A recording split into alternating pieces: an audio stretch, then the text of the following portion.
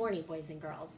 My name is Mrs. S. For those of you who don't know me, I am the Shields Elementary librarian.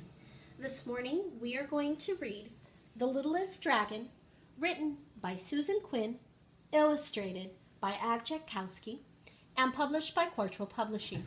Thank you, Quartrell Publishing, for allowing us to record the read-along. Long ago, when dragons roamed Earth, Mrs. Dragon sat waiting for her eggs to hatch. She smiled as the first egg went crack. She smiled as the second egg went crack. But when the third egg went crack, Mrs. Dragon gasped.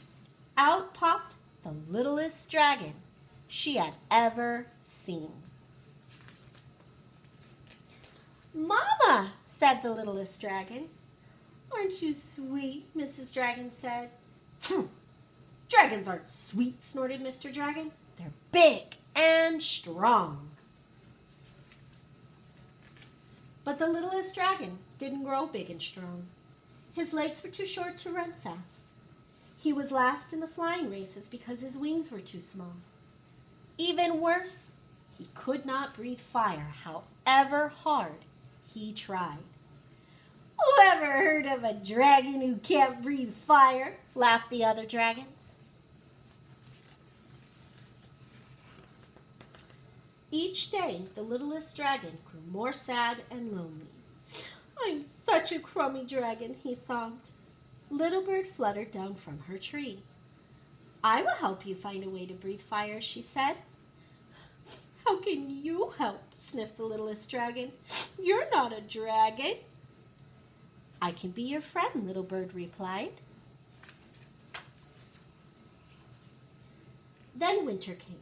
Mr. and Mrs. Dragon had colds. The littlest dragon's brothers had colds. And when dragons have colds, they can't breathe fire.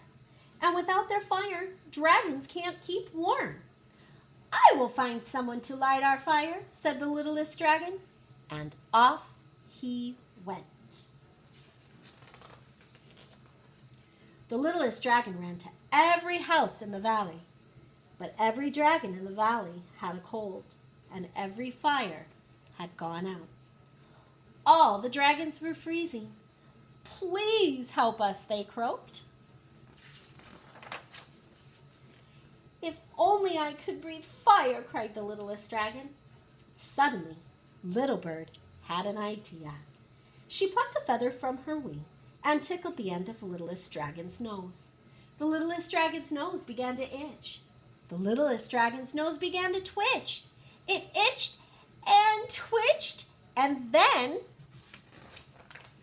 2 fireballs shot out of his nostrils. "I breathed fire!" yelled the littlest dragon. Soon, every dragon in the valley had a fire to keep them warm. "You're a hero," Mr. Dragon said proudly. "I could never have done it without Littlebird," the littlest dragon replied. He looked at the feather and smiled. He might never win running or flying races, but he could breathe fire.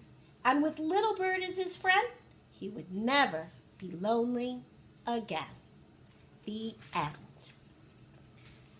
Thank you for listening. Keep reading. We'll see you next time.